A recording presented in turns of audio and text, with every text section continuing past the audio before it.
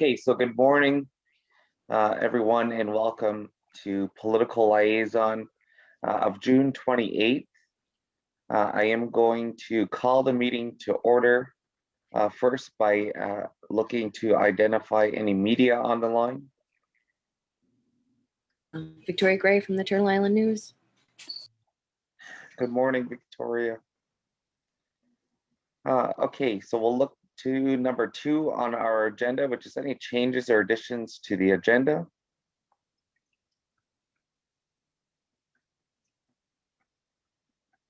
Okay, seeing or hearing none, I will look to a mover and seconder to adopt this morning's political liaison agenda of June 28th. I'll move. Is there a mover? I'll second. Moved by Melba. Carrie, second by Melba. Are there any further questions or comments? Seeing or hearing none, all in favor? Any opposed? Seeing or hearing none, motion's carried. Number 3, declarations of conflicts. Number 4 is right into our delegations and presentations. We do have Jan Longboat, who is joining us this morning to provide an update, or rather presentation of the Elders Council's report.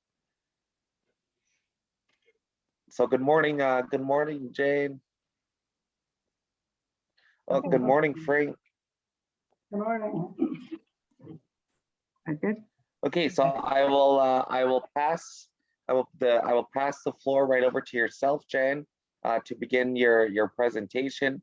They do have the Elders report within everyone's Dropbox. And again, my sincere apologies. I am experiencing low bandwidth, so I'm going to maintain just my audio. So with that being said, I'll pass the floor over to you, Jan, for your presentation. Everyone. Good morning. Good morning.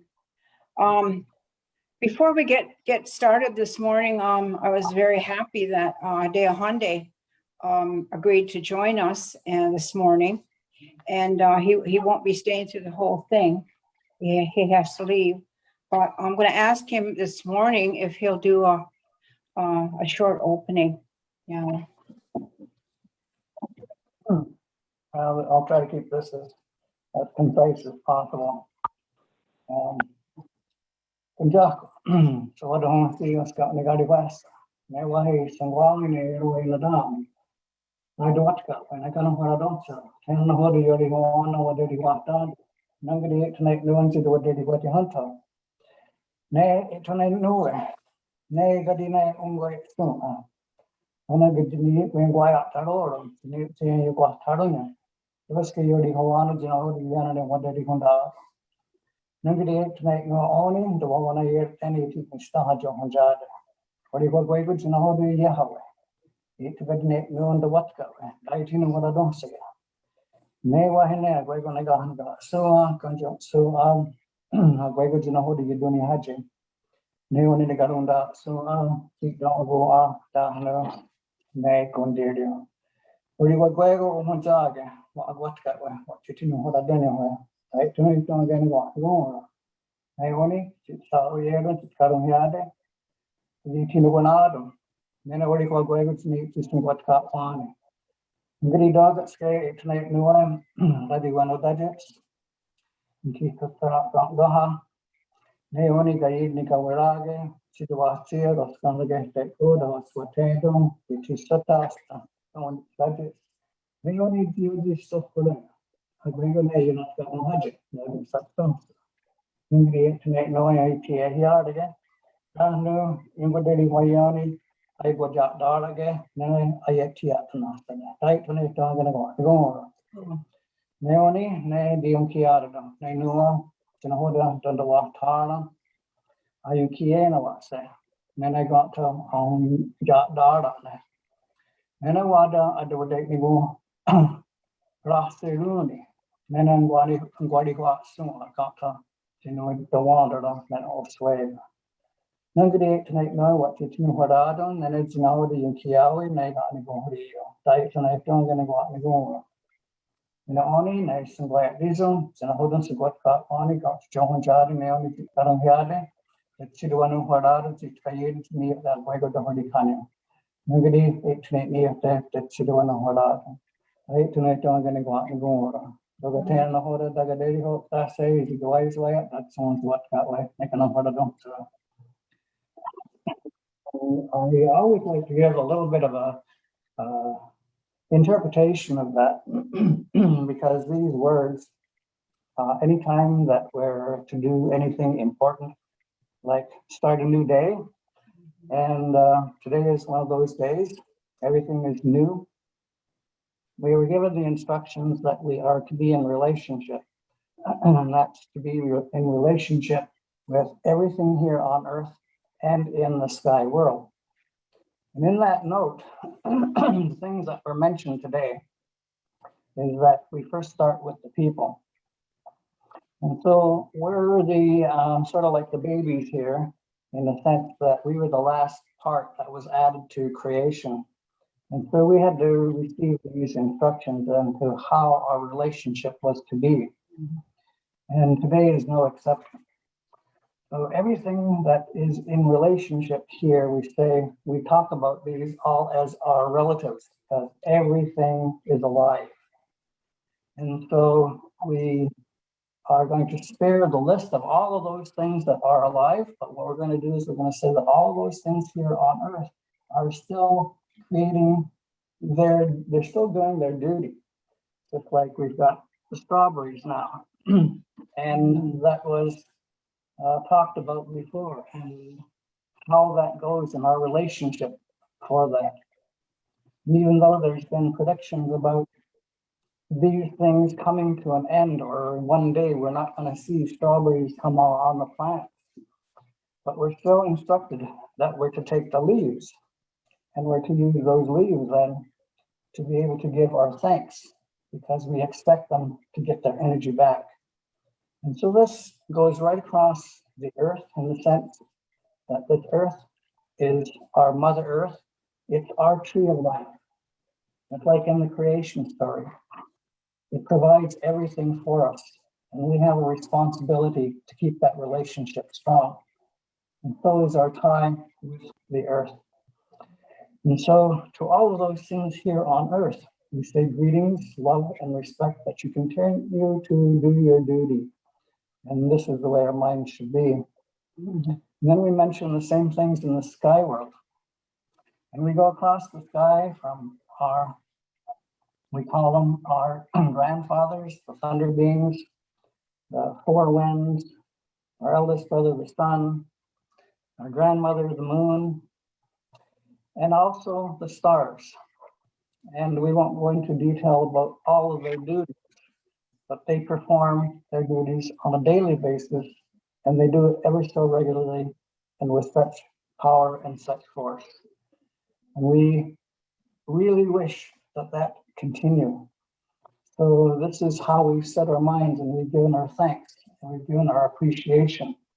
And on top of that, we realize our position here, that we have a responsibility.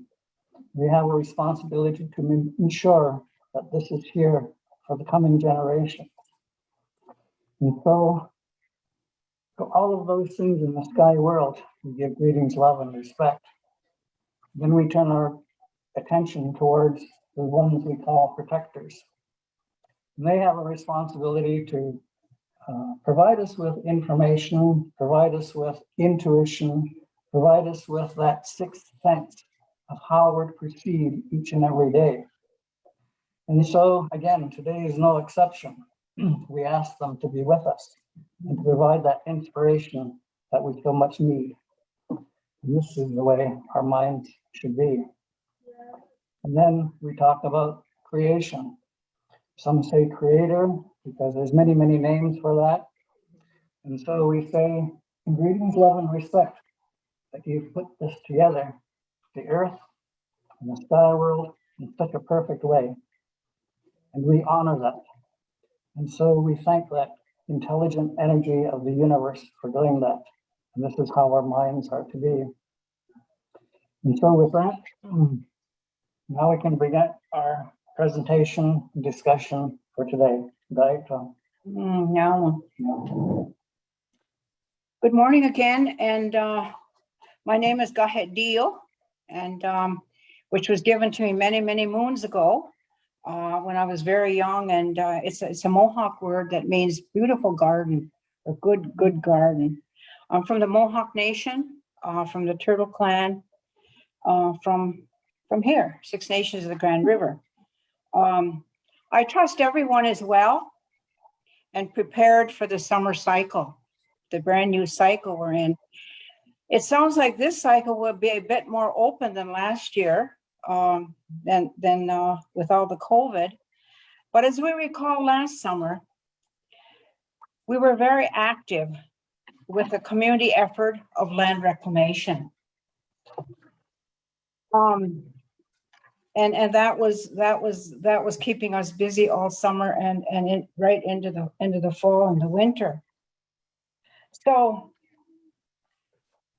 I guess the outcome of the presentation this morning, headed by the Six Nations community elders and sponsored by the Six Nations Band Council, is based on a community focus and a movement forward ahead. So at this collaborating table of community elders and the elective system, we asked ourselves some questions.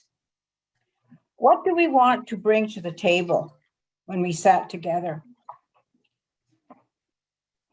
And our mission was quickly answered by the elders. Where have we come from? They asked. Where are we going? So let's look at the whole picture. They said, let's look, we can't just look at a little bit, we got to look at the whole picture. And so we proceeded to start from the beginning. And for us, the beginning as Haudenosaunee people is a creation story that Deahandi just talked about. And so we talked a little bit about that. And we were able to have 10 meetings until the lockdown.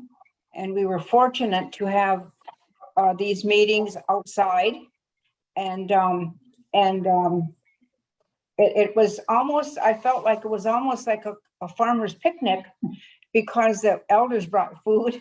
we had food. I didn't know what they'd bring, but it was always so good. And it just was wonderful to sit together with the elders. I've never sat with so many elders for such a long time in a long time.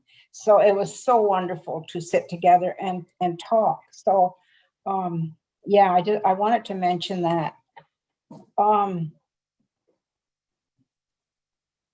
What we acknowledged when we began, we acknowledged the free and independent existence of original nations, of the original people of Mother Earth that Deahandi just talked about, extending back to the beginning of time and first light. As the old people always said, time and first light. And know through the oral histories and traditions. So really, we always talk about the principle of first in time and first at law. And of course, our law is an Indigenous law. So I want to ask the group this morning, who joined us on a sacred path of healing and liberation on the basis of knowledge and wisdom carried from the original nations to uphold the balance and harmony of all life forms. And I think one of those things is the first thing we always did, we had fire and we had water. And that's the thing that we still have today. And if we were out in the open, we'd have a sacred fire. and acknowledge the water as well. So we said, where do we begin? Where do we begin? And of course, our beginning is in the creation story. And for the Western world, it began at dominance over. So dominance over is the first chapter of the Black Book. It's right in the Black Book and has continued to this very day, to this very minute. And I guess what we call church and state, church and state. I just want to share a real quick teaching that has been the most profound learning for me.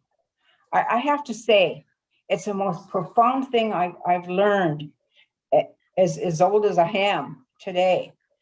And that's when the old people talked about that we don't have any practice or any notion of past, present, or future. And they said, we have now, and now. And I never could understand that, what that meant, until I started to take the language. I went to many summers to Tom Porter's in Upper New York State, our original homelands, and I took Mohawk language.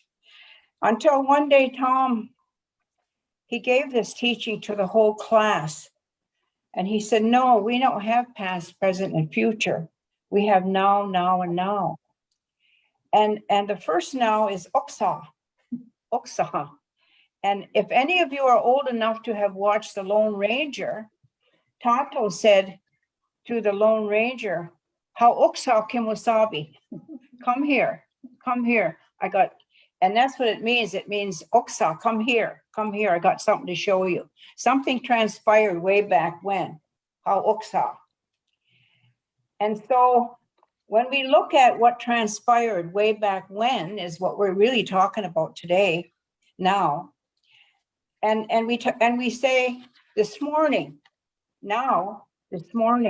Deahandi talked about the Ohanto Galiwadekwa, the Thanksgiving address, but it came from long time ago. We've been carrying that, and we've carried it to now. It's still done today now. And I guess we would say it's still done in the present.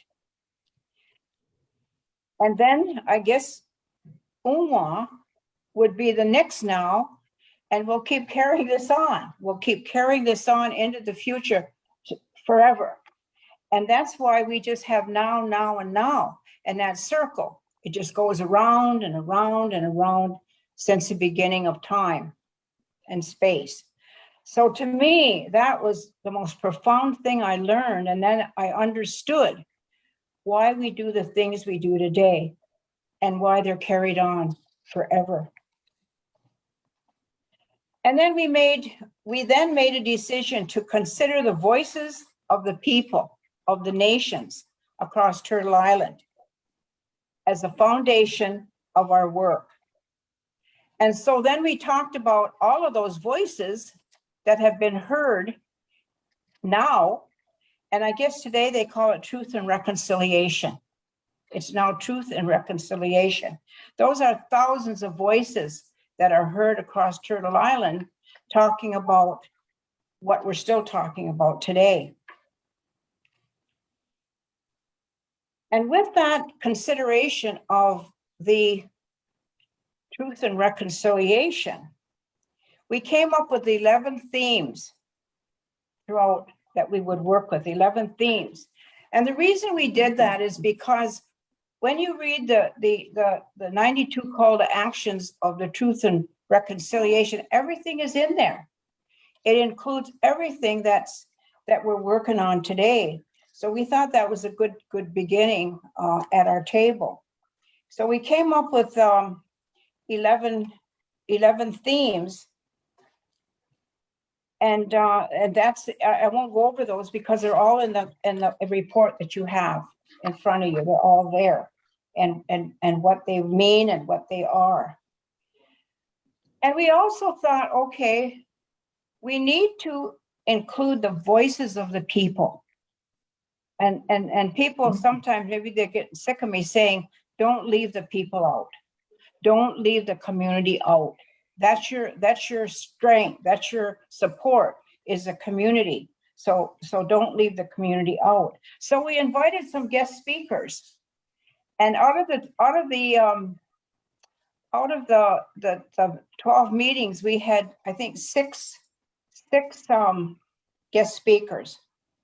And I just thought we really learned a lot from these speakers, and they're all in your book, because there were speakers from the community and from the non-community that were working with the community in terms of the OPP down there. We wanted to hear their voice.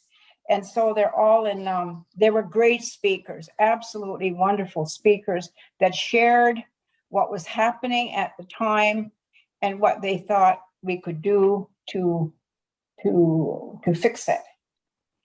And also, we were very fortunate to have Dale Hyundai work and put together a chronological order of history.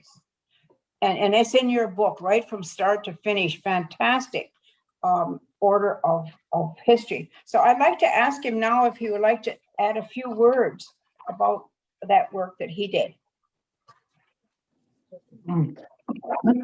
Excuse me. First of all, I'm gonna take this mask off because it's driving me nuts. Anyway,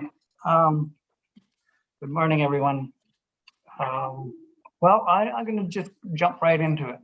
I'm gonna give you my interpretation of the reason that I wanted to do this.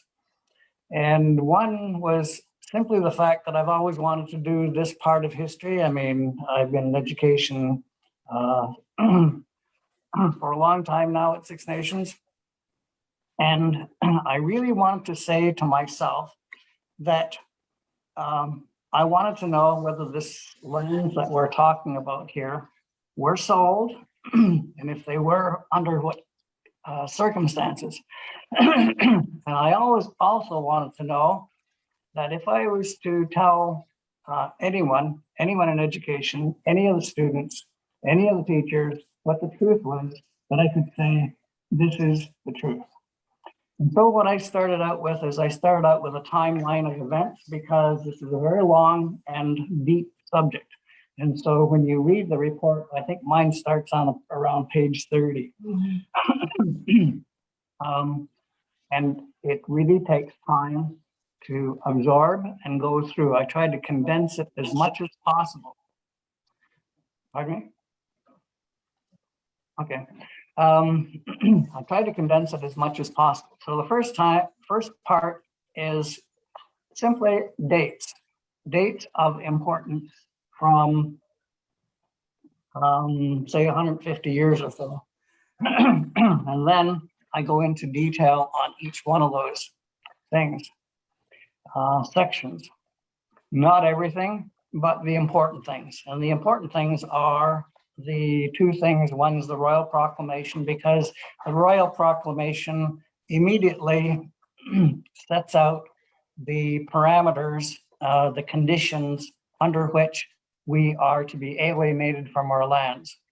And so you need to read that portion of it, because it states fairly clearly that it needs to be consensus. It has to be approved by the chiefs. It has to be approved by the clan mothers. It has to be approved by the warriors. It needs to be approved by the community, just like what Jan has spoken about. That's spelled right out in there. The second part is the Simcoe deed, and it goes into even greater detail of how we are to alienate our lands should we decide to do so. From there, and again, that's what you really need to pay attention to, because those conditions have never been met. The community has never been consulted directly. And I'll come back to two other issues. One is the leadership here at Six Nations.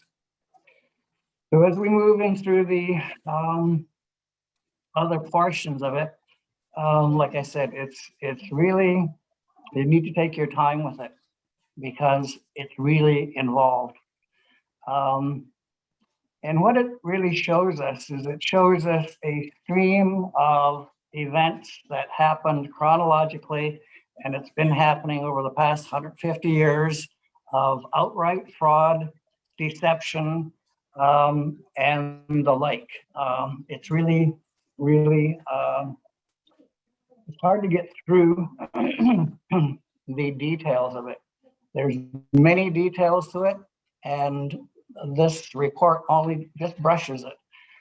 So I also researched the amicus that the courts observed when we had that thing with was it Hazel Hill and Aaron Detler and all those people that got arrested. And so the Brantford courts requested an amicus. So the amicus is really informative. I put few of those points in, those relevant points that basically states the same thing as what I said, which is that all of these negotiations or deals, if you will, all have occurred in a very unusual way. So there was coercion, there was bribery, it goes on, a list of all the different things that happened over the years and how they got around it. So anyway, leading that is also this idea that we need to be very, very cognizant of, because our settlers, or colonists, if you will, visitors, and now there are neighbors, in a sense, think in a very, very different way than Ungwe people, especially when it comes to lands and resources.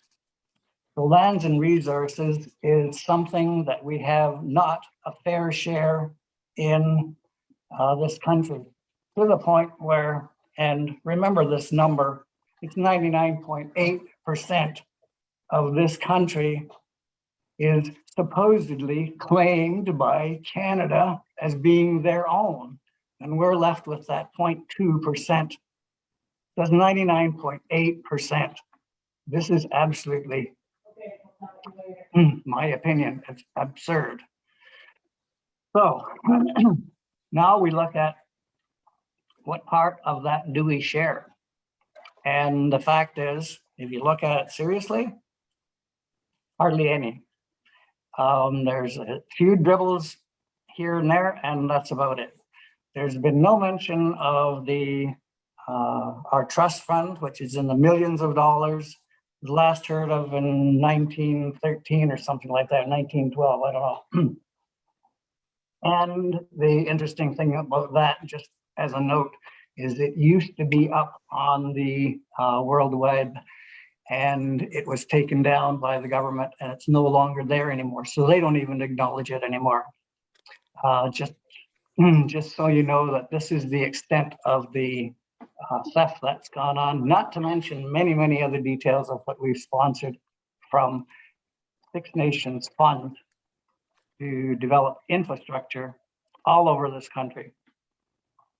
So with that in mind, we have to realize that our settlers think very differently. They look at land as a commodity. Okay, I did. This commodity is something that can be sold. We're What fence is discussing it? something else. We have another conversation going on here. Okay. My And- apologies. Oh, my apologies. Sorry. I see Robin has went on mute. Back to you. My apologies for the. Okay. So that's basically it in a nutshell. And I said I would come back to this one point, and the point is about governance.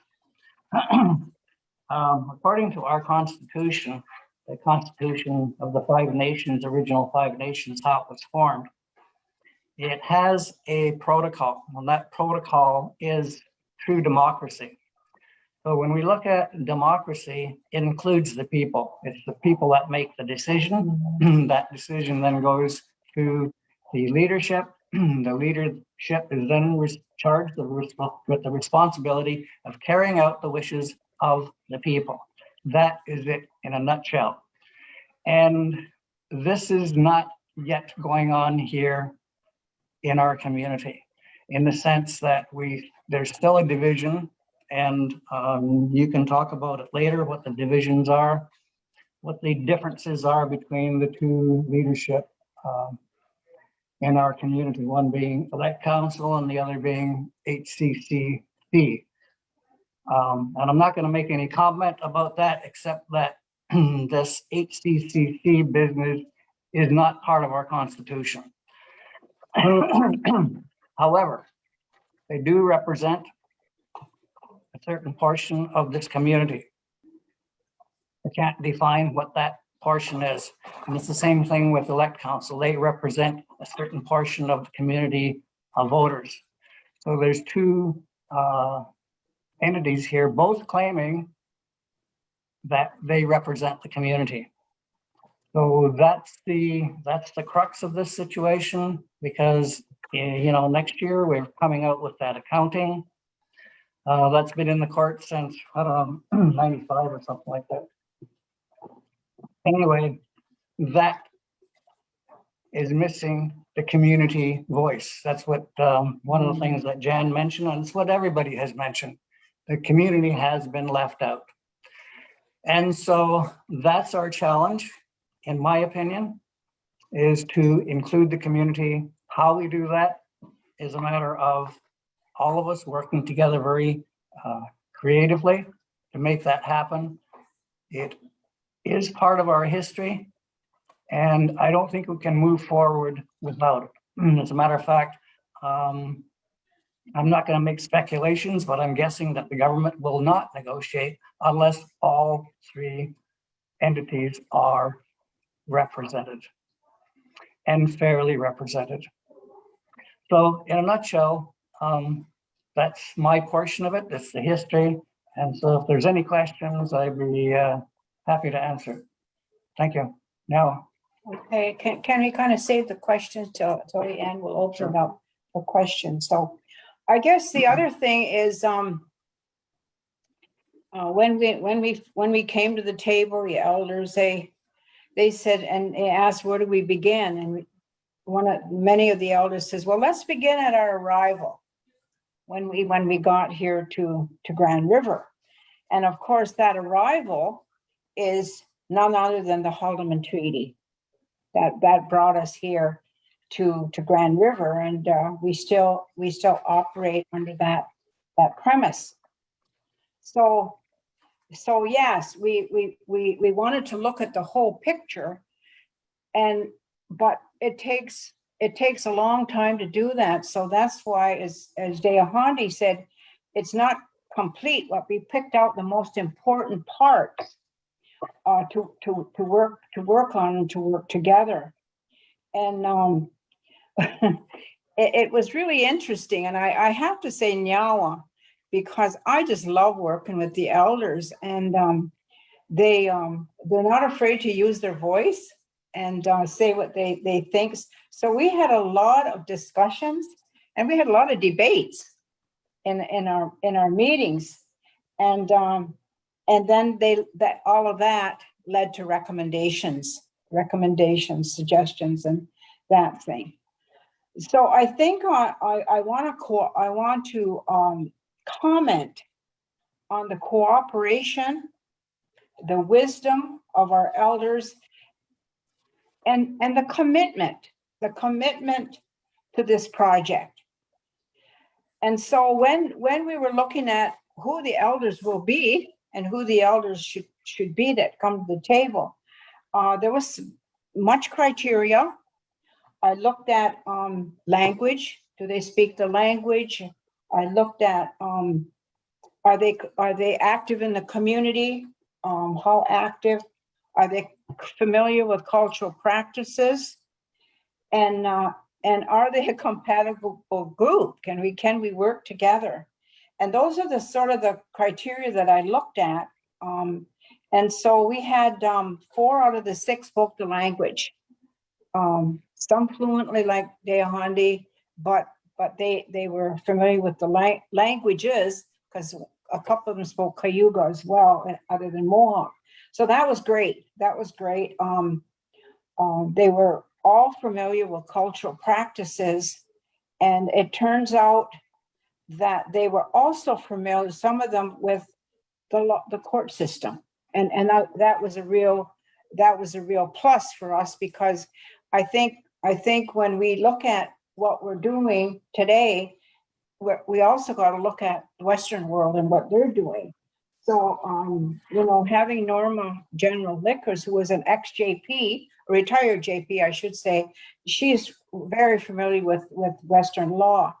And myself, I work in Indigenous court and also part of the Indigenous Justice Division. So we were very lucky that we had people that understood too some of the procedures of law, Western law. And so that was good. So then I'm not going to go through in detail because you have the report in front of you. But after all that was said and done, and that was 10 wonderful long meetings and a lot of consultation, a lot of knowledge and wisdom that came out of it. Many old stories, which were wonderful. And so I put together the framework for the project based on the minutes, we kept good minutes, based on the reports from speakers, which some of them are in your report. And we came up with a framework for the report. And after that, it went back to all of the elders for editing. Every one of the elders had a chance to look at that report, to make any changes they thought were necessary, any deletions they thought were necessary, and they all had a chance I wanted them to be a part of our group, because they started out to be. So anyway, so that took a while for everyone to edit the report and to get the report back. And then we sat down again, and Deahandi and I sat down for many hours to do a final edit. And then it went to complete the report, and then it went to the corrections, the typing, and then to print. We made sure that the information, the research documents, are directly related to the history of Haudenosaunee people. There's a lot of history across Turtle Island, and each nation has their own history. But we tried to make sure that the history was pertinent to the Haudenosaunee, to our people. And so that was sort of the process that we used during this time we spent together. We could have spent longer time together, and I wish we could have, but that's when that was the first lockdown. And so we weren't able to meet after that. And so we did some talking over the phone other than that, but no more meetings. So I just want to say this morning, Nyawagoa, thank you to everyone. And I guess I want to say again, keep the community included, keep the community involved. And I just think that's I always look at, I've done leadership workshops, and they say in this leadership training, they said, to be a leader, you got to have followers. And if you don't have any followers, you're only out for an afternoon walk. And so that's what, if we want to have leadership within our place here, we got to have as many community members as we can. And I think that's great. That's great. So I guess in my work, I've spent many years working with residential school women survivors and murdered and missing women, but also spent time across the country, talking to people across the country and getting their involvement in their community and what they see that needs to be happening. And I think that's a real plus, to keep in touch with other people to see what's going on in their world and their camp as well. And so maybe right now we can open it up for any questions before we go and do the closing. Yeah. And thank you, Jan and Frank, for your presentation. At this point in time, I'd like to look to see if there are any questions or comments.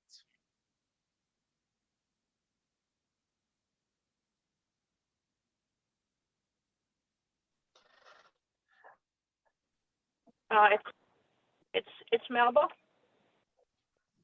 Sure, go ahead, Melba.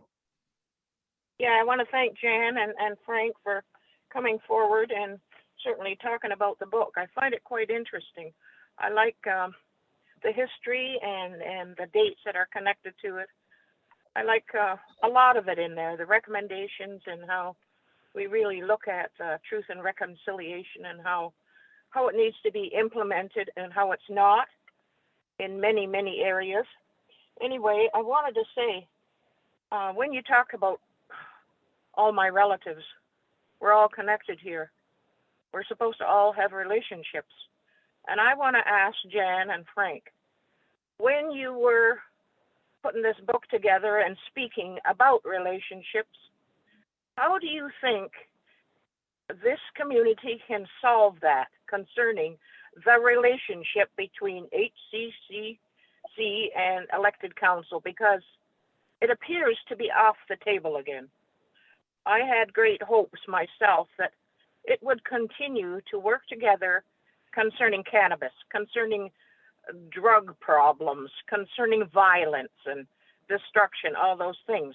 What have you come up with as wisdom and knowledge of how we've related over the years to one another, and it has not been solved? I'd like an answer to that, how we can move forward in that situation with dealing as a whole community of the concerns and needs of our community. Thank you. Oh, that's a good question. Really good question, Melba, because it's so real. It's so real today in our community.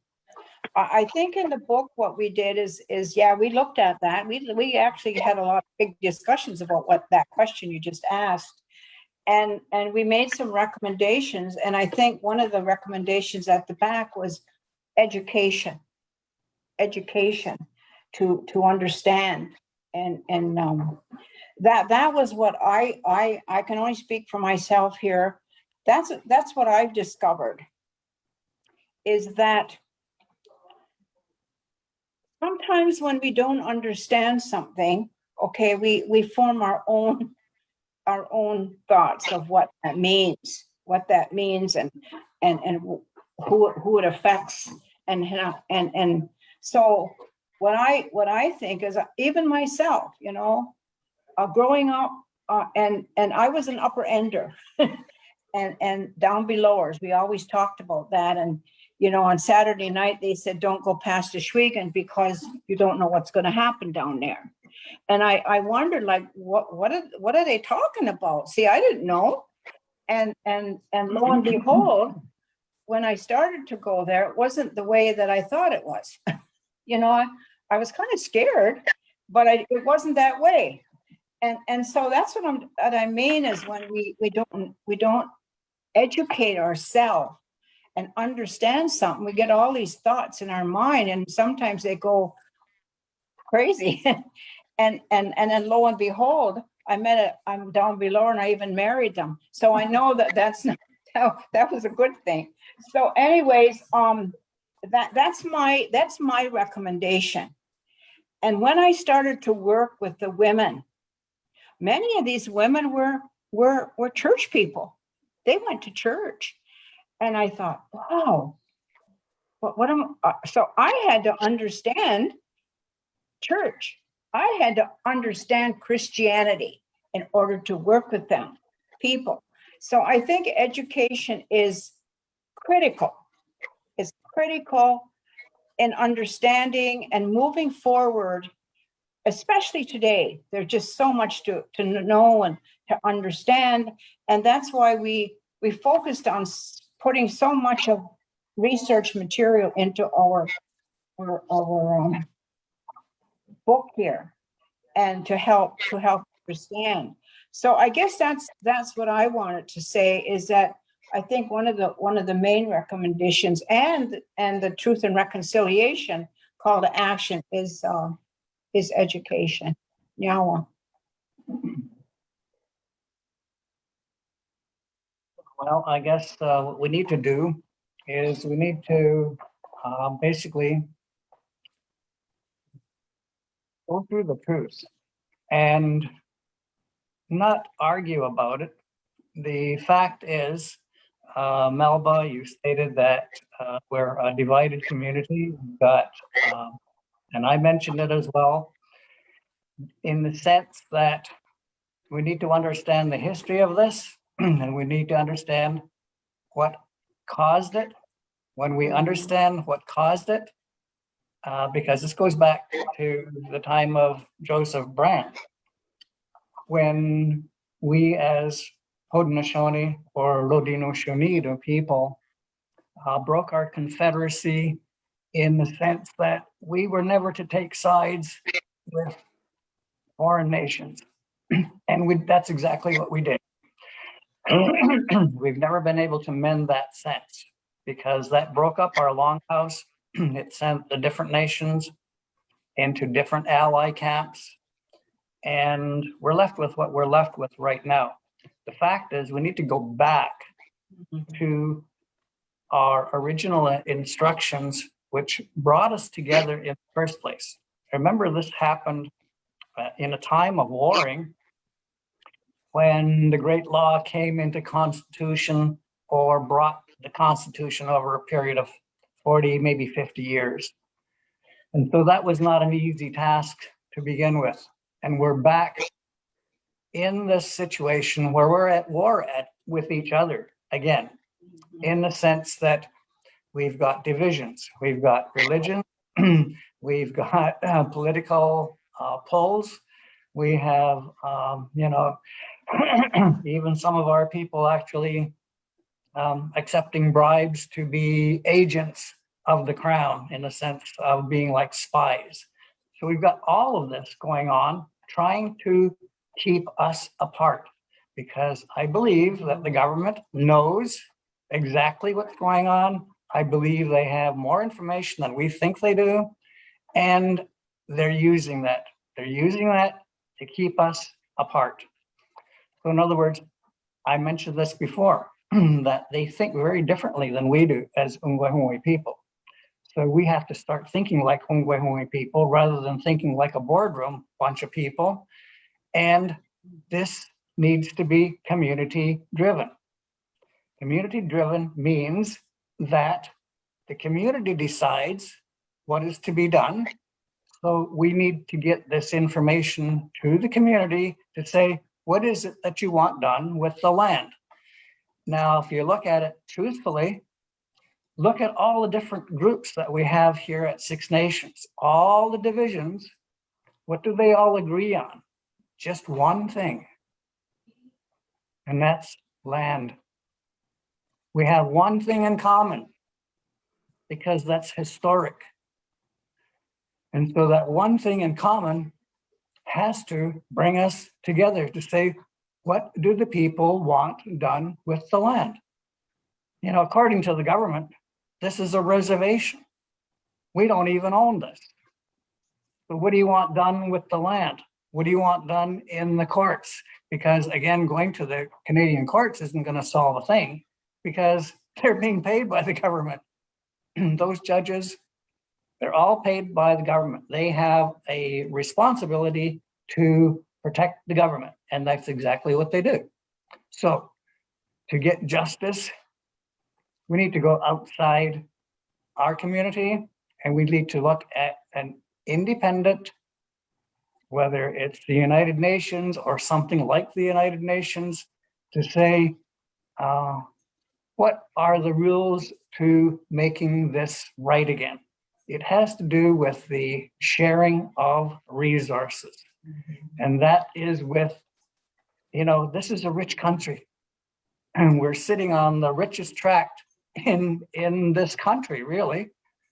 And that's why we got swindled out of it, because everybody else realized just how valuable it is as well.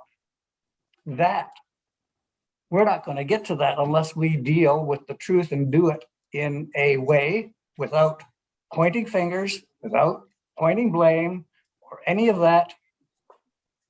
Simply to say, we need a model to bring back our community so that the community has a speaker, whether we do it by families or whether we do it by other means. It is a model. And so we have the model. We know how democracy is supposed to work. And simply, we need the mindset to be able to do just that, to be able to take our model and say, let's apply it now. And we have to put away the differences. The differences are religions, the differences are political stances and agendas. That simply all has to go right on the table and say, we as a such and such a group, here's what we think, here's what our solutions are, here's what we think, here's what we want to see. We would need to keep our eye on the goal. What is it that we want to see at the end of the day? We want our lands, and how are we going to manage our lands? Yes, it all needs to be settled, and we need to open it up so we have more ideas. As long as we're got blinders on, we don't see the other ideas. We don't hear the other ideas without opening our ears. So what do? We know what's going on. We simply need to accept it. And now to say, okay, what's on the other side? What are the options? And then go through those options one by one. But we need to come together to be able to do that. And this pandemic doesn't help things one little bit, because we can't just go out and say, okay, let's get a couple hundred people together and do a workshop. Because this is the kind of thing that we need to do as community, as workshops, independent. That not to say that this can't go on smaller scales. You just need more facilitators to be able to make sure that it's going according to the plan.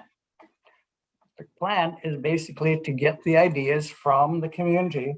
I think it could likely be done with the limited resources that we have. Not everybody has a computer too. Not everybody likes being on these Facebook things. It's really, that's a fact. So that's not going to be the main vehicle, but there are going to be some people, so we can't throw that out the window. So that's going to be the beginning. The other thing is, what kind of information are we going to be putting out there? And what kind of questions are we going to ask the community to have input on? And so I'm thinking it could be some sort of print that gets put out, and it needs to be on the radio, it needs to be on TV, it needs to be very, very visible and for a long time, so that people say, well, I really don't know what I think today, but maybe I'll sleep on it. And that's normally the way we do things as Ungwe people. We like to sleep on things, and nothing wrong with that. It's just that it's a longer process, and we need to be aware that it's going to take a little bit. It's going to take digging. and it's going to take truthfulness. And then we're going to have to analyze what all of this input is and put it back to the community. Say, okay, here are the recommendations. Which ones of these recommendations do you think is most appropriate to be doing this week? And then this year, and then a 5-year plan, and so on and so forth. Okay. And if something doesn't work, remember our original instructions come from the Great Law. And it shows us that we have an idea. So what's our idea? Our idea today is to, let's get everybody together on this. Let's do this as a community. So, okay, there's one idea. It doesn't mean it's a bad idea. If we go to the planning stage, now we're going to plan out how we're going to go about getting that information back from us. What's the survey going to be? What's it going to say? Is it going to be biased? Is it going to be not biased? And how do we do that properly? Secondly, now we put that in motion, okay? So there's our action. So we've got idea, plan, action. That's what the Great Law is all about, idea, plan, action. And it doesn't mean that the idea is bad because the action didn't work out. What we got to do is we got to go back to the plan and say, okay, how do we tweak this now to make this work? And we do that back and forth between plan and action to finally get us to the goal, never forgetting what our goal is. So the first part of it is, I'm working backwards here. First of all, we need to set a definite goal. Everyone needs to do that.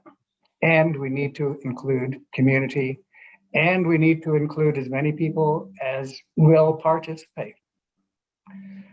Because according to our Constitution, again, those that choose not to participate and have no words, they silently give up their right to speak unless they use their voice, unless they use their computer, unless they write a letter, unless they do something to express, and they can even do it by proxy.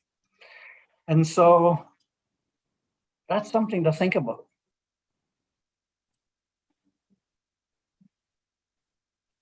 So plan, idea, plan, action.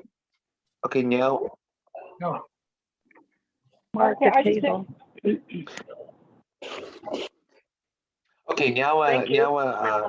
Jan and Frank, for your response to Melba's question, I do see and hear Councillor Hazel has a question or comment as well. Yeah, I have a comment in regards to when it comes to truth as part of that reconciliation, the need for it amongst ourselves on Six Nations.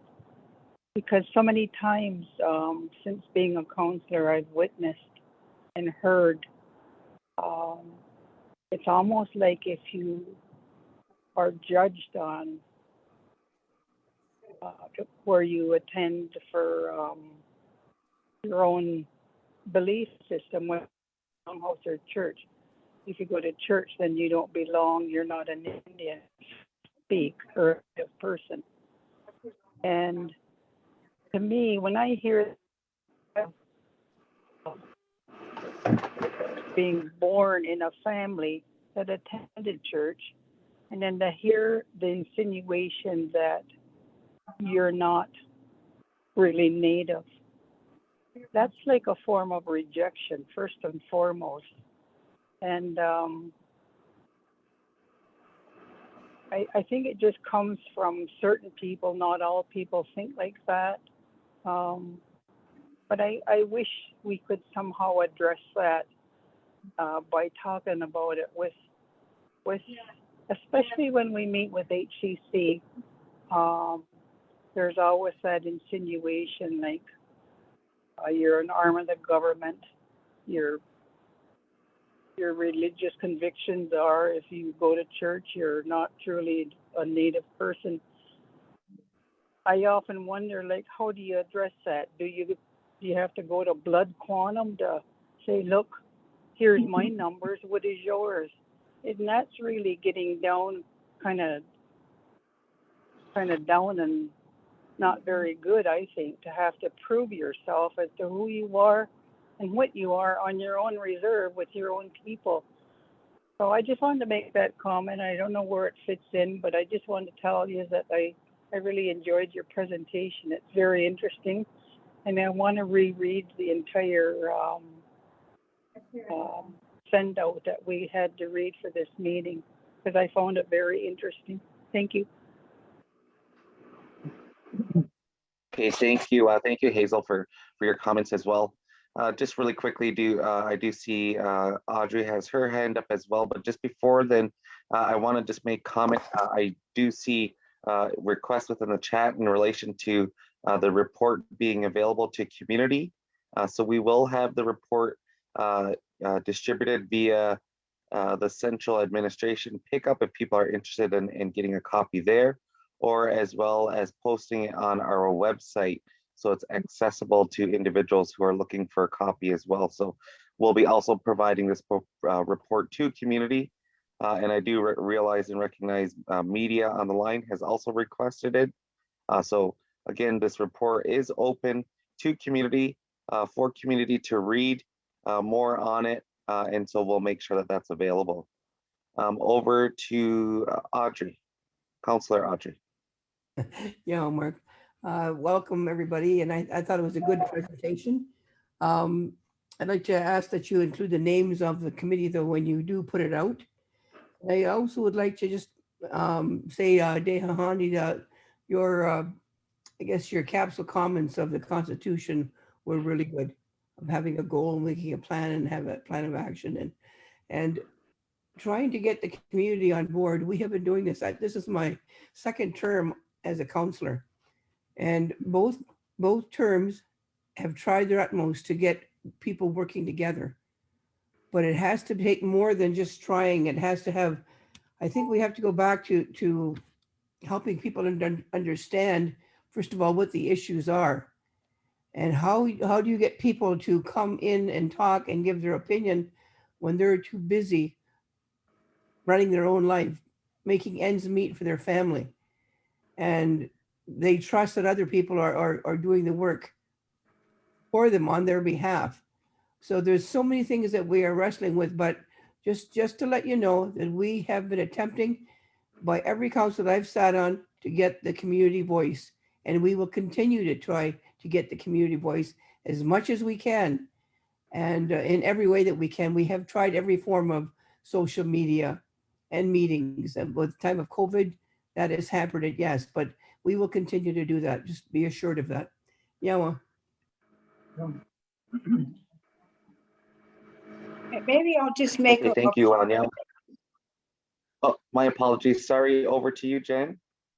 Yeah, I'd just like to make a comment and with a little story that's when we talk about trying to get people involved. And I found out early in life how to get involved. And so because I think it was because I came from a family of 10, and we're all sitting around this round table every day collaborating. And if we didn't have a voice, we just were kind of by the wayside. So I learned early in life to, if I needed something, I need to have a voice. The other thing is I learned to be a fact finder because of my big family. I think Audrey can attest to this. I learned to be a fact finder. And I want to tell you a little bit about fact finding. Is that when you as a person request something or ask for something, or is that the people on the other side always want to know why are you asking for that? You know, what do you go? And so if you can have the facts, if you can present a fact of why you want to do something, there's no room for argument. It's a fact. It's true. And so that's what I learned early in life. If I wanted something around that table of 10 kids, I better have the facts. And so I became a fact finder. And there's no argument with fact finders. They're the people that write the books, they're the people that, you know, are sitting in parliament, and they're the people that are in the community doing things. And so I guess I want to say that if you're not a fact finder, here's what happens. And you say things and people want to know why, and you don't have a why. And so they form in their own mind something that you're trying to do, and maybe it's not true. It's not the truth. And so being a fact finder gives you the truth. And so a lot of times, if you want to know something and you don't get the facts, you feel left out. You feel left out. You feel like your voice doesn't matter. And yeah. And so being a fact, I'm going to tell you that for me, a fact finder has got me through life in a real wonderful way, is to know what I'm talking about. So I spend my time reading, finding out what's going on. You know, I spent a lot of time getting the facts for this book. You know, I researched for this book to find everything that we needed and more. You know, there's some documents that we left out because they were too long, like Discovery's speech. That's a fact of what happened to us. It's Discovery's speech. Everybody should have a copy of Discovery's speech. And we couldn't put it in here because it was so long. But we left a lot of stuff out, but they're on our files. If anybody wants a copy, they're available for the people. So I think that's the other thing. I just wanted to share that because I think that it really is wonderful to understand, and you know, understand that law. If they're coming with this law, what does that law mean to us? What's it going to do to us? You know, and so we need to get on our high horse and understand when that government comes through with another law. You know, what's that going to do to us? You know, where's that going to put us? What do we have to do to reject that law? Because it's going to hurt us. And so that's why I think that fact finding is really important. Yeah.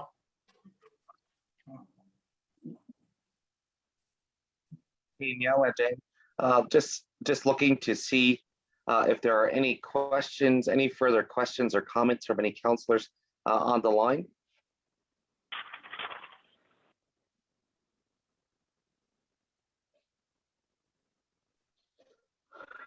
Okay, seeing or hearing none, again, Jan and Frank, just also want to say a big nyawa to yourselves and the rest of the Elders Council who have contributed to such an important document, and I believe at such a critical point in time. You know, I think, you know, as we move forward, you know, and putting our best steps forward, you know, you're absolutely correct that, you know, we need to take into consideration the entire community, the collective. And I think that's something that has always been a challenge in this community, in gathering all of, you know, the people together. And I think that's something that, again, obviously we need to continue to work on and continue to try, you know, and it's for those next 7 generations and what we always speak of. And so you know, I think as, you know, with the news that's been transpiring of the residential schools and finding our children, you know, we are about to embark on a really sensitive journey yet again in finding all of our children across the country. And, you know, I think it's more than ever important that we all come together, especially during this difficult time of recovering our children. And I think it's, you know, as difficult as it's going to be, you know, I think you've mentioned as well as, you know, when I've just from my experience as, you know, a youth council member on different councils, I also had the opportunity to speak in front of the Confederacy Council at one point. And that was just as my own self, not as an elected councillor, not with no title, but really just to bring forward a concern and concerns of community. and the challenges and suffering that our people are going through to this day. And at that time, and I think that's really important that when we come together, it's coming together as one yourself, but bringing to the table all of yourself and no attitudes and egos and behaviors and titles. I think when we start to look to eliminate those items, that's how we could really engage in these tough discussions, because we do recognize already that it's going to be challenging and it's going to be tough. But again, I think it's recognizing, our own strengths and where we've been as a people and our true resiliency, as much as, the different items we're seeing of, how, our culture and language has been, stripped and been tried to been taken away. But, we're still here. And I think that's another piece that we need to celebrate is our resiliency as a people, in that what they tried to do obviously failed and did not work. And, as we continue to progress as a nation and as a people, I think it's more as a critical point in time that we do this now, and we do this important collective work now. So really just want to say nyawa to each of you for your work and continued work within community, and know that again, we all are in this together, and that we have to come together with one mind and have these conversations. So your recommendations, I also thoroughly enjoyed reading through your report, especially in relation to the TRC and the impacts and really the shortfalls that we even see to this day in our community. So it's not one of the reports I would like to see, as we've seen over time, reports can ultimately at times be seen, presented, accepted as information, and then sit on a shelf and collect dust. That's not what I want to see with this report. I think it's, recommendations in there that can be fully implemented, with obviously community involved. So really just wanted to make those comments and appreciate all of your work. Well, before we close, Mark, I'd like to make a suggestion. And this is a historical suggestion. It's always worked for us. And I get lonesome for this to happen. Long time ago, on the reserve, we had what we called farmers' picnics. We had these picnics, and somebody would host them. A household would host these picnics, and they went on all summer and into the harvest as well. And they would be sometimes 200 people at these picnics, and it was all potluck. Everybody came with their basket of food, and we set up tables, and the kids played, and it was the most wonderful time for people to come together. Didn't matter if they were church people or whatever division. We came together. We shared, the children played, the children got to know one another in the community, and we welcomed new community people, whoever came. And I tell you, I think that was one of the best things. And so I'm suggesting that we, maybe toward the fall when COVID's a little better, that we have a farmers picnic on Six Nations. We invite everybody to come to this picnic and share. So that's my suggestion. Okay, great, and thank you, Nyawa, Jen, for that suggestion, and we'll definitely look to see how we can implement that suggestion. Because agreed, it's time. Obviously, as as restrictions loosen with COVID, and we're hopeful that our community numbers stay low. That we can then start to meet, more in person and start to have this dialogue and can rather continue this dialogue in a respectful manner. So definitely can look to those pieces. I do see Nathan, Councilor Nathan does have his hand up for any question or comment. Nathan? Yeah, thanks, Chief, and thanks, Jen, for the work and the report. Like others, I really enjoyed the read and wholeheartedly agree with all the recommendations. I didn't comment only because I was just nodding my head. In terms of the next steps, and back to Chief Hill's point around ensuring that this doesn't collect dust. I'm wondering, Chief, if the process is that I see a lot of community members are looking to get the report, and we get the report out to the community and digest that for a period of time, but then bring this back and start looking at that strategic kind of approach to implementing the recommendations that are contained in this report. Understanding, like leave it out for the community for like a month, bring it back, and then we start putting that plan in place to implement. And I'm just wondering if that's what you had in mind, or if you're looking for council to provide that direction. I can put a motion for it, but I'll leave it to you, Chief, in terms of next steps. Okay, perfect. And thank you for that, Nathan. I think it's definitely important as we move to next steps in implementation on that process. But totally agree. I think if we can look to, I think 30, well, if we could get out to community and at least maybe even have this as a standing item on agendas for the next little while, so we don't lose focus or momentum on the report itself. So I think that's something that we can look to as well.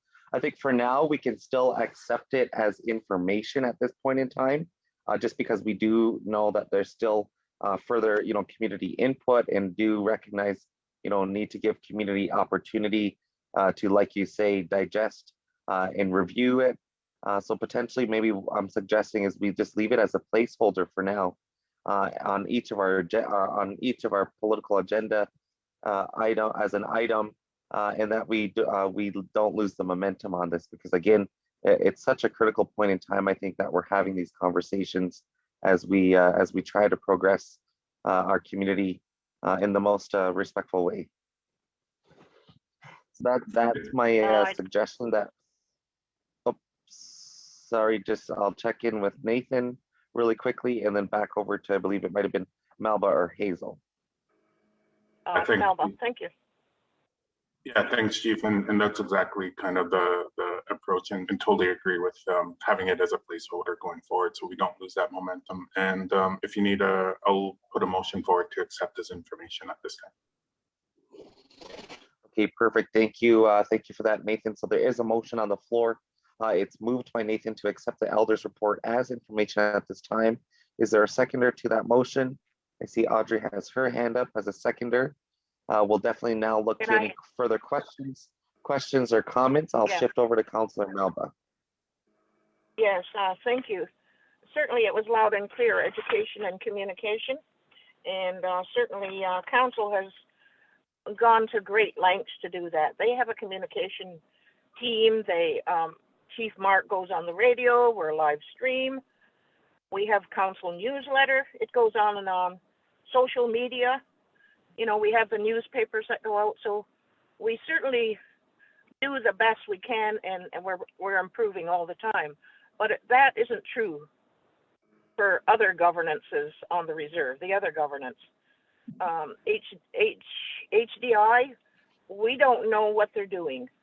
Even people that I asked who are regular longhouse attenders, they don't know. So I'm not sure if they're not allowed to say what is happening, or they really don't know what's happening. So it's loud and clear. And I wanted to say, are you going to be presenting this document to the Confederacy on a Saturday morning at one of their regular Saturday meetings? That's a really good idea, Melba. A really, really good idea. And I think the elders would be acceptable to that, and the band council as well. I think it's a wonderful idea. That was going to be one of my questions, because this is a document that belongs to the council. And is it okay if it goes out to, like Carolyn Bennett's been asking for a copy, and it's okay if this goes out to people then? Is that what you're saying? It's to the public now? That's what I'm saying. I'm just one Yeah. person of council, and I believe this is not a document that should be just on a reserve as far as I'm concerned. When we say education, we talk of all of Canada. We talk of the world, really, and the world certainly is very, very, I guess, informed what we're doing at times, such as China right now, with the relations there with Canada and China. So I think it should go as many places as possible. Thanks. Okay, thank you. Sorry, Frank, over to you. Yeah, I just wanted to know whether you will be putting it up on the your site, your website, so that people can read it on computer as well. Yeah, so we will be looking to put it on our website. We will also look to get more copies printed and have them available for pickup at the office as well.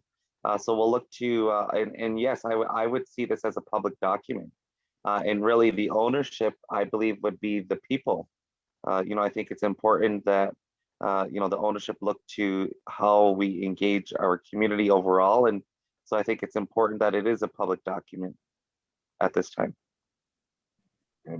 Okay, is there any further questions or comments? We do have a motion on the floor to accept as information at this time. And moving forward, again, we will leave it as a placeholder as we look to next steps, and also give time for community to review it. And we'll also be posting again to our website and make copies available for pickup at the office as well. So is there any further questions or comments? Seeing or hearing none, all in favor? Any opposed? Seeing or hearing none, motion's carried. So again, just want to say a huge nyawa to Jan and Frank, as well as the other elders who have contributed to such an important document and such an important conversation, and really value and look to the wisdom and guidance of all of our elders, again, as we maneuver through how we are going to move forward as a community and as a nation. So really appreciate all of your words and your work, and just want to say nyawa. No, thank you. Thank you very much. Oh, Okay, that being said, again, just want to say thank you for joining us, and we will now shift over to our next agenda item, which is the adoption of the political liaison minutes of April 26th.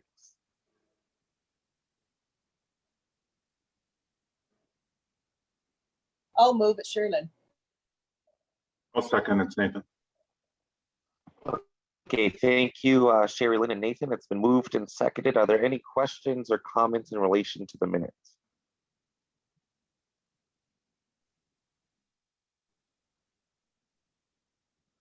Okay, seeing or hearing none, all in favor? Any opposed? Seeing or hearing none, motion's carried. Number 6 on our agenda is the lifelong learning task force update, which is within your Dropbox. Just to be clear, I don't believe Heather or anyone from the lifelong learning task force is here to present per se. As you know, we do receive these updates regularly at every political liaison. So there are, that is within your Dropbox if there are any specific questions to that. However, there is another piece to this item, which is number 7 on our agendas, which is the terms of reference. It has been revised to reflect recent changes and it requires approval from full council if we are prepared to look at the terms of reference. So I'm not sure if full council has had the opportunity to review the terms of reference, but at this point, I will look for direction from council on how they would like to proceed. So perhaps I see Councillor Audrey has her hand up. Maybe we could check in with Audrey on this piece. Yeah, Mark. It's just two changes to the terms of reference, and if you look on the Lifelong Learning Task Force terms of reference draft on page, it says 2 to 10, so it's page 2 on it, and it's just two additional people to the Lifelong Learning Task Force, which is the core team. And the first one is Diane Longboat, and she comes widely recommended. She's a senior manager at the strategic initiatives at CAMH in Toronto. And we also have Darren Thomas, who is the associate vice president at the Office of the Indigenous Initiatives at Laurier University. That he's newly posted there. So those are the two we're hoping that are approved to the changes for the terms of reference today. Okay, thank you, Nyawa, Audrey, for that update and background. Are there any questions or comments in relation to the terms of reference?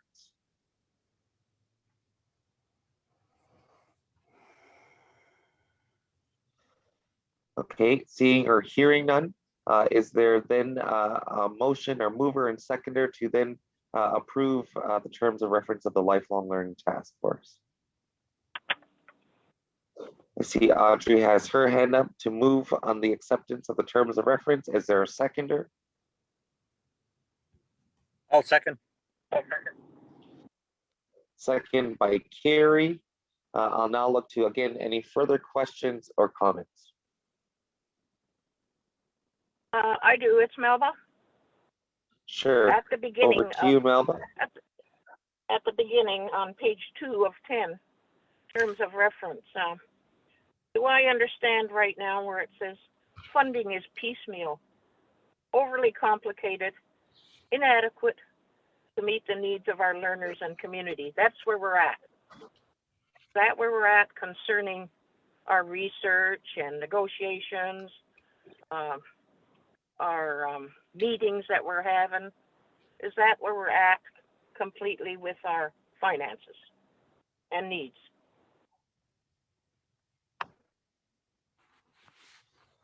So I'll look to Audrey to assist.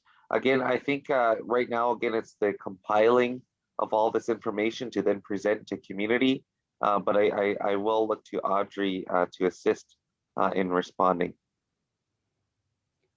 First of all, Melba, there is no negotiations going on right now. And yeah, we are trying to do proposal writing, and that's how we get the funding to employ staff to do this research, to do this work, to do the community engagement. So as long as we can continue to write proposals, that'll continue to progress the way it is going. So we have been quite successful in writing proposals and getting enough money to carry this on. So that is a good thing. So we're doing our best with a limited number of staff that we have, and we'll just continue on to work this through. It's going through right now with the K to 12. In the fall, winter time, it'll be the early years and the post-secondary. So then the recommendations will be written and gathered and taken out to the community for community voice. Thank you very much. Okay, so just further to that, Jan had mentioned, gathering facts and certainly putting it in place or in writing. So that is a fact, that funding is piecemeal, overly complicated, and inadequate to meet the needs of our learners and community at this time. That's a fact, right? It's a fact that we have proposals have to be written in order to get enough money, in order to do the work we're doing and all the research to carry it on. And we're always short of money. The federal government system has always left First Nations in Canada short of funding. So that is true. Every First Nation knows that. What we're voting on today, though, is to approve to have Diane Longboat and Darren Thomas, who have a wealth of indigenous knowledge and language, to be approved to work on our lifelong learning core team. So that's what we're looking for today. Yawa. Okay, thanks, Audrey. Yeah, I understand that. I just had to have that clarified, and you did it. Thank you very much. Very welcome, Melba. Okay, thank you, Audrey and Melba. I do see Nathan, Councilor Nathan has his hand up as well. Yeah, thanks, Chief. And I have no problem with the addition of Diane and Darren. I think they'll definitely bring a good perspective given their experience and their backgrounds going forward. But just a question on I think it's page 2 of 10 under the authority piece. While we're doing this work on the terms of reference, just a polite suggestion to include the resolution wording under the authority, so folks know what authority is there. It does reference which motion is put forward under authority, but it might be helpful for clarification in the future if everyone knows exactly what that motion said. So that's just a polite suggestion. Other than that, I'm like I said, I'm in agreement with the 2 additional folks coming on board. Thanks, Nate. I'll pass that along to Heather. Okay, great. That's a good suggestion and agree as well. Okay, Council, it's been moved and seconded. Are there any further questions or comments? Seeing or hearing none, all in favor? Any opposed? Seeing or hearing none, motion's carried. I will then look to waive second reading. Moved by Audrey, seconder. I'll second. Second by Carrie. All in favor? Any opposed? Seeing or hearing none, motion's carried. Okay, Council, that leads us into our number 8 on our agenda, which is really a 2-part discussion that I want to have. One is in relation to the National Day of Truth and Reconciliation, a new national holiday. And perhaps maybe Tammy, if you can provide just a little quick context background. I know we had looked to add this to the agenda, but the other part I want to have is obviously most recent with what we're seeing with Canada Day. Obviously, we know that's coming up this week. We know that there's many discussions happening across the country with other First Nations on their thoughts of Canada Day celebrations, given the news and the issues that are happening and arising from residential schools. So really want to have a discussion on that first and foremost. So perhaps maybe if I can look to just get really your thoughts and comments on where we want to go here in Six Nations and what our position is for Canada Day. I know there's been talk of, solidarity walks. There's been talk, obviously, we're not going to be celebrating Canada Day and wearing red and white, but rather supporting and wearing orange. So really just want to first start there on Canada Day, and maybe then go into touching on the September 30th Truth and Reconciliation National Holiday. So maybe if I could just open it up for discussion, and maybe we can even then have decision and look to our statement being made for Canada Day and where we go here in Six Nations. I see Nathan has his hand up, so maybe perhaps we can begin with Nathan on the Canada Day discussion. Thanks, Chief, and thanks for bringing this up. I think it's important for us to have this dialogue, especially especially leading into Thursday. Just for me, I won't be celebrating or commemorating Canada's birthday, nor will my family. So I think what we can do and what we should do, my recommendation would be is to put information out to the world about our perspectives and not necessarily explain ourselves, but put and it goes back to the conversation we just had with on the elders report is getting that information out to the community. And if we have the attention of Canadians, because there's many allies following suit and canceling their events, whether it be fireworks or commemorations all across the country. I'm seeing that, but kind of look to fill that space with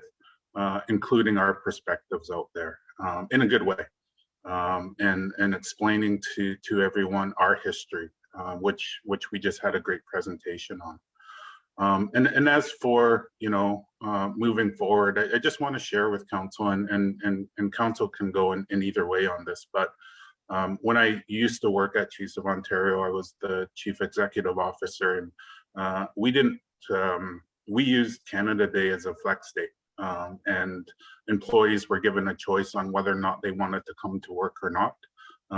And what we did is we gave them a flex day within the next 2 weeks, and it was interesting because when I would go into the office on Canada Day, the office was full of staff. Continuing to work and continuing to do the work that they needed to do on a daily basis. So I just offer that as a suggestion, as well as and I know that's Darren's kind of area, but that's a suggestion going forward. But again, I would suggest using this day as that platform and creating that space for further dialogue, and even inviting our allies that are good to kind of assist with that. I know planning, we're only a few days away, but I think that's something that we could offer using our platforms and using the information that we already have. So I'll leave my comments there, but interested to hear what my fellow colleagues think. Okay, thank you, Nathan, for your comments and your perspective on this issue.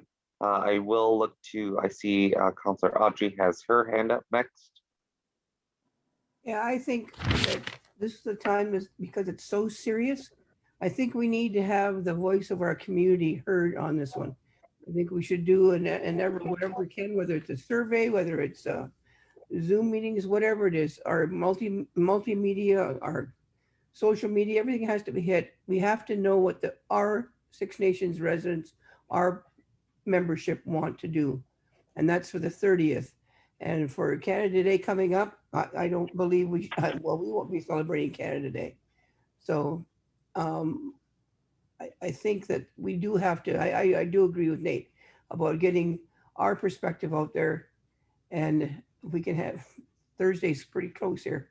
So if we can, whatever we can get out by that time is good, but then we have that longer time, those few months, to get the voice of the community, so we know what we're doing better for the 30th of September, for the National Day of Truth and Reconciliation. Yeah. Okay, great. Thank you for providing your suggestions and feedback as well, Audrey. And I think that's a great idea in relation to the national holiday on September 30th.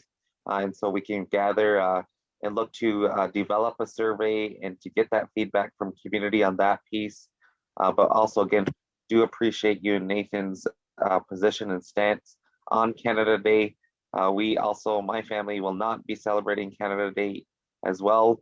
In fact, we want to actually turn that into a positive and celebrate our people and our children here, who have been obviously through challenging times, school year and COVID times, our graduates. There's so many things to look to as well. But again, our goal as well, I think, as a community, is that we continue to keep the orange at the forefront, to keep all of what we can do in terms of awareness of this issue. In fact, we do have a couple of events and initiatives that we are working on currently to also continue to keep the awareness going. That this isn't an issue of, okay, Canada, an apology from Canada, and that this is said and done. Again, we are embarking on a really sensitive journey, and I don't think it's a time to celebrate Canada Day at all. But want to continue to go around the room and look to any other comments, feedback, input from any other counselors on the line. Yeah, it's Melba. Sure, go ahead, Melba. Yeah, I think we're all understanding and suffering concerning the information that we've received. And I think that we need to strongly, and we are compassionate with the connection that we have to survivors and the lives that were lost through the residential schools. And I would suggest that we buy and install a huge flag, a huge orange flag that would be installed here at the elected council that signifies our connections, as I said, and compassionate understanding of the lives that were lost. That's my suggestion. And yeah, no, it's not an easy thing.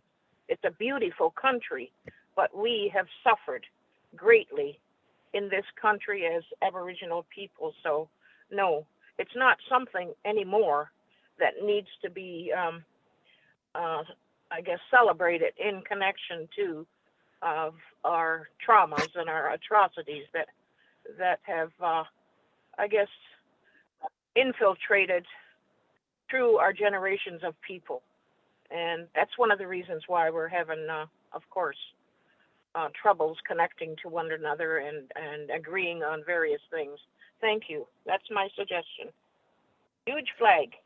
Okay, thank you, Melba, and that was also noted as well. So we will look to install that flag as we again move down this journey and where we're headed here in Six Nations of recovering our own children here. I do see Sherry Lynn has her hand. Okay, I have a speaking list now, so I will look to Sherry Lynn at this point, over to Audrey, and then over to Hazel.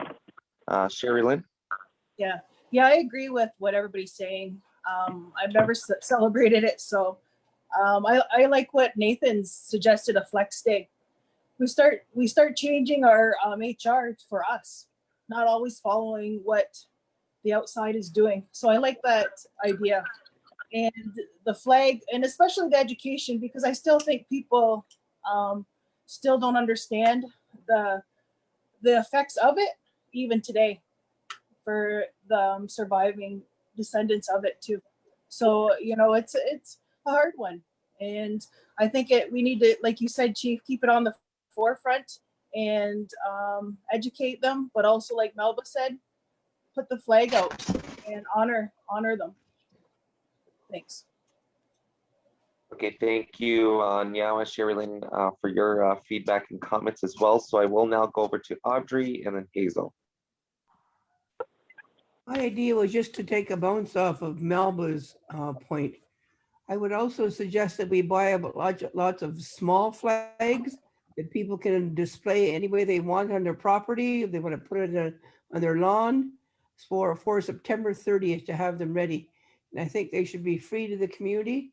And we can find a way to make that happen. That would be great, because that's that, I guess, that community sense of spirit where we are all suffering. We all have been touched in one way or another by the loss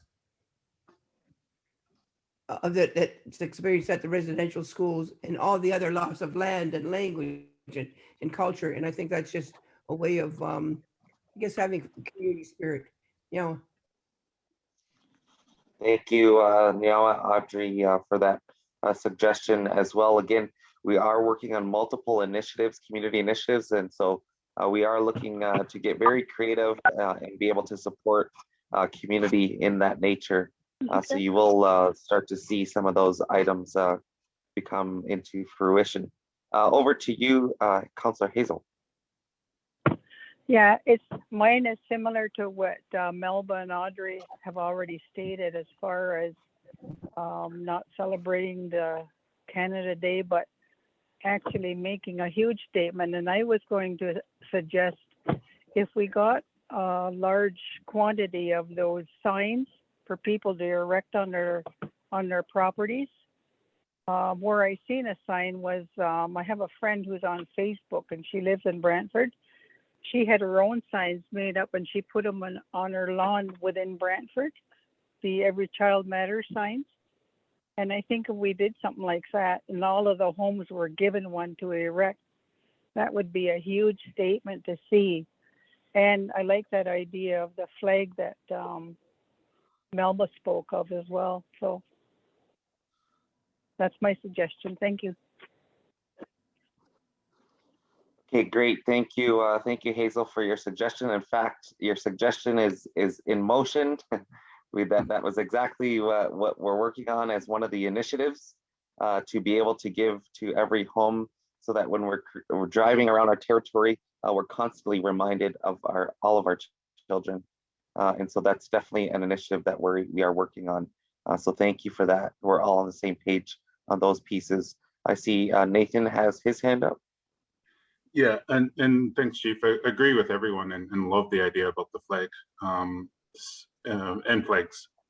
A couple of additional pieces just leading into Canada today. I'm wondering if we've done, Chief, if you've done any outreach to our neighbors, because I think it's very important. Just that fact that, you know, if I knew that my neighbor had just come back from a funeral or had a loss, I would not be, you know, shooting off fireworks that evening, just out of respect. And if that message could be sent to our neighboring municipalities and communities, and you know, not in a forceful way, but just in a respectful way, and reciprocal respect back and forth. And then I was just going to make the point about peaceful rallies taking place all across in Ottawa and Toronto, whether or not we would be providing transportation to our citizens who would want to safely, you know, attend these demonstrations and you know, use their voice that way.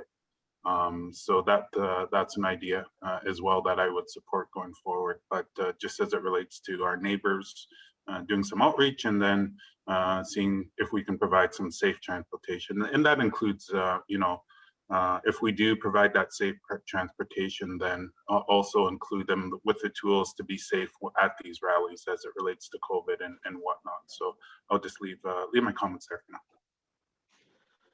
Sure, and thank you, Nathan, for those comments. So just firstly, I did have a reach out from Mayor Davis in the city of Brantford, and in fact, this is one of the reasons why I wanted to put it on the agenda. So he was basically just looking to Six Nations on their advice and what we would be doing. I've yet to formally respond in that nature, which again, it was my goal to do that today after this discussion, so that I could at least be able to hear from full council on this issue. And so that's exactly what I'll be doing today, Nathan, in follow up to Mayor Davis. He's really been the only mayor that has reached out in our neighbor. So I'll still also, now that we've had this discussion and have had the opportunity to, you know, get our suggestions and thoughts together, and I'll also be reaching out to Mayor Hewitt as well as Mayor Bailey in the county. So that way we're again looking to our neighbors on that piece as well. Perhaps maybe even Norfolk County in relation to Mayor Chop. So that being said, I think in relation to comms, this may be a point for you, note to, you know, prepare our team to start to draft our statement for Canada Day, and again, look to the different initiatives. Is you know, what did you know, in terms of the suggestion for Nathan in relation to the transportation idea. So perhaps maybe we could look to those pieces and see where we could be as best of support. Chief. I see here, Carrie. Yeah, Chief, if we could get some more of those orange t-shirts made up. I don't know if we have any extra left at the office here, and maybe either give them out or whatever. Just even we could do that. Yeah, so that's actually, and thank you. We're all of the suggestions are great, and it's even more great when we're all on the same page. So we actually are working on those pieces as well. And so that's something that I know there was an organization that was looking to donate and purchase shirts. So we are working on all those pieces to see again just what we can come up with the time frame that we have in furthering our position on Canada Day. Also, just to note that I see Woodland is taking mass orders for orange T-shirts as well. So we will be looking to that piece, Kiri, as well. Okay, Council, so thank you for the discussion on this piece. I believe we have our direction and we'll look to our next steps here. And so also too, for the National Day, we will look to providing, or at least looking to develop a survey for community to have input on those pieces, and we'll bring those items back for the September 30th national holiday. Audrey? I believe, Mark, there's also a walk on Thursday over from the arena in Brantford over to the Woodland Cultural Center. So we might want to advertise that and for people to go and join as well. And that may be where we spend our time instead of Canada Day, thinking about our survivors and the families and the lost children. Now, Thank you, Audrey, for that. And so we'll note that comms. Candace, if you can also note that piece, and maybe perhaps we can look to see what type of events that are occurring in the neighboring communities, as Audrey's alluding to in relation to solidarity walks or a day. I know I've seen a day of mourning. I've seen multiple things. So I think we can definitely be able to support best where we can. So appreciate that. Thanks. Okay, Council, so this was just for discussion only. We received our direction.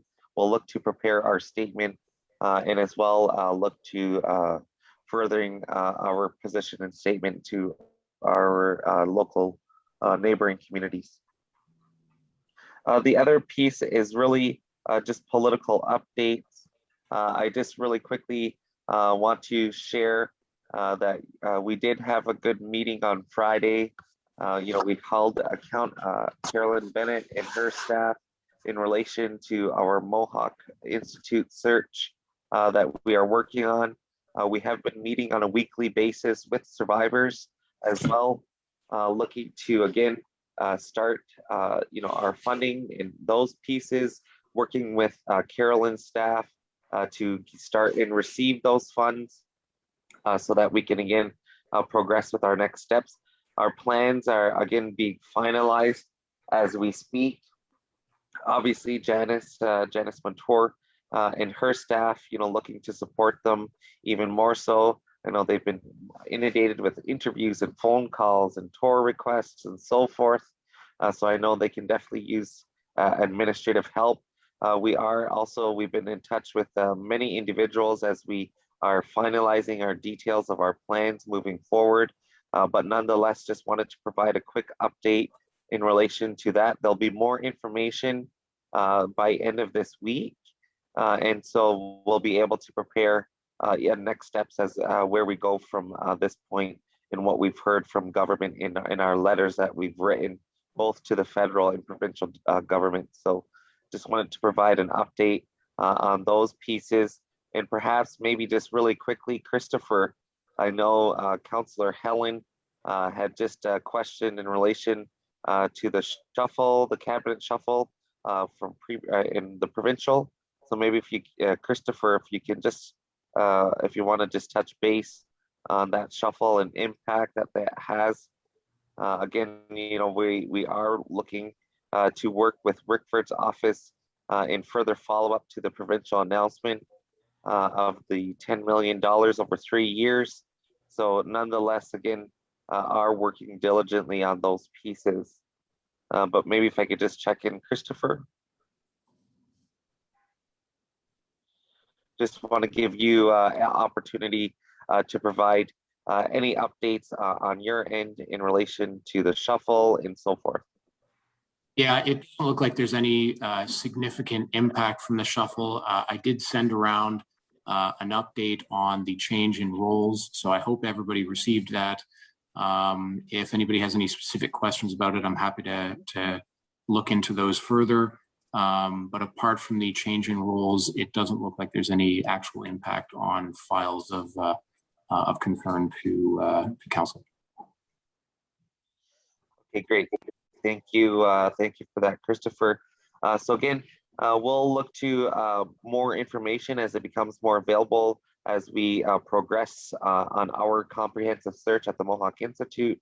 And again, we'll continue to provide community with these updates, again, where we're headed. Just wanted to check in to see if there's any questions or comments at this point.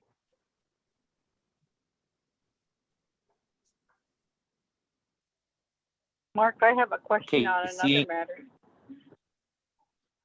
Sure. Actually, if it's in relation to a matter I think you're going to ask, is it in relation to Gawanil? Yeah, that's it. Yes. I just want to know So if we there was actually an update. Yeah, so we do, again, our office has been pressuring daily to Minister Miller's office on a tentative date to meet with the board. I also had the opportunity to bring forward at Carolyn Bennett's meeting on Friday the importance of language, and we brought forward the Gawanil School as well as the Language Commission. So nonetheless, Hazel, to answer your question, the date is not finalized as of yet, but it definitely is in the working and do have tentative dates. Good, thank you. Happy to hear that. Thank you. Yes, It's Melba. thanks, Hazel, for checking in on that piece. Go ahead, Melba. Yeah, I just wanted to let the rest of the council know that you and Wendy did an extraordinary job with Minister Bennett in outlining our needs. And as you mentioned a lot of things. You mentioned language, the commission, you mentioned Gawanil School, you know, the grounds of the mush hole. You and Wendy did a tremendous job. You were very assertive and at times aggressive, which she needed. She needed that. And she was also reminded of the apology that she had to make most recently concerning pension, question mark. So I think we need to know how well you represented us in our meeting with Minister Bennett. So thank you and Wendy very much. Well, thank you, Melba, for that comment, and really appreciate that comment. And you're correct. You know, we went into that meeting very assertive, and you're right. You know, especially with the comment made to Miss Jody Wilson-Raybould. You know, we just basically were holding her accountable every opportunity that we had. So really appreciate that, Melba. Thank you. Is there any further questions or comments in relation to the verbal update? Okay, seeing or hearing none then, Council, that's all I have on the open agenda. At this point in time, I will then now look to a motion to adjourn and move into in-camera. Is there a motion to adjourn? Moved by Sherry Lynn, seconder. Can I ask? Yeah, can I ask a question sorry. after the seconder? Sure. Can I get a seconder to the adjournment? And sorry, just one second, Melba. Can I get a seconder to the adjournment? I'll second Mark. It's Hazel.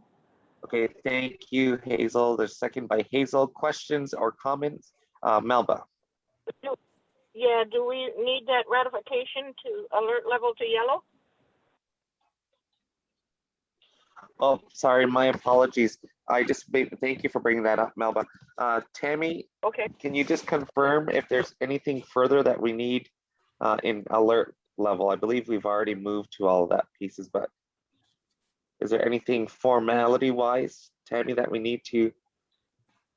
I believe the motion was going to be passed today, or affirmed today. I'll look through my emails to see whether or not that actually came forward. Okay, thank you for that, Tammy. So we will look to ratify that as well, Melba, today. Thank you. Okay, and that being said, are there any further questions or comments? Okay, seeing or hearing none, there's a motion to adjourn the open session that's been moved by Sherry Lynn, second by Hazel. All in favor? Any opposed? Seeing or hearing none, motion's carried. Thank you for joining us this morning on Political Liaison. Looking forward to our next meeting.